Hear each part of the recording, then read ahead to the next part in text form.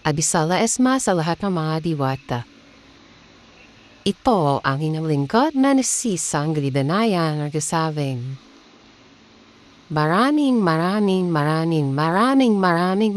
maraming salamat Team Sunflower sa aming samahan simula nung una hanggang ngayon. Madalas, husgahan ang Team Sunflower ng lahat ng tao. Maraming nagtatanong kung ano ang advocacy ng aming team. Dahil hindi nila nakikita kung ano ang aming ginagawang pasikretong pagtulong sa aming mga kasamahan sa loob ng aming samahan. Pero dahil sa madalas na paghusga ng mga tao sa aming samahan, ay kinakailangan na namin ipakita kung ano ang aming ginagawa sa loob at maging sa labas ng Team Sunflower.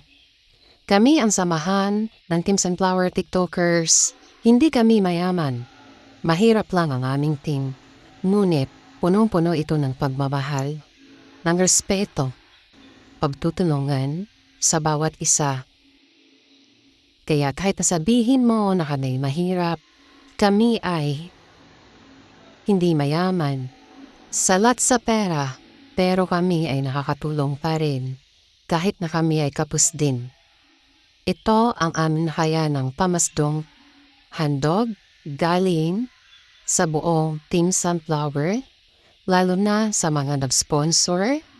Ito ang aming layunin ngayon at ang aming advocacy ay ang tumulong sa mga senior citizen na matatanda na hindi na kailangan pang matrabaho.